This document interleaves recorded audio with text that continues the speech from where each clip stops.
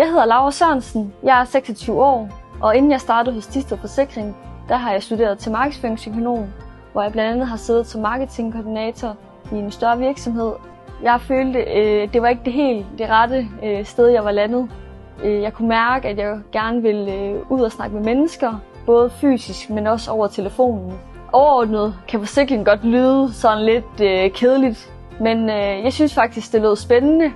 Jeg vidste, at man havde noget kundekontakt, og der måske også var noget administrativt. Og så fordi vi har forskellige afdelinger hos Thisted Forsikring, kunne jeg se, at der var forskellige muligheder. Jeg kan rigtig godt lide, at det er en uddannelse på 2 år, hvor man skifter mellem skole og det praktiske.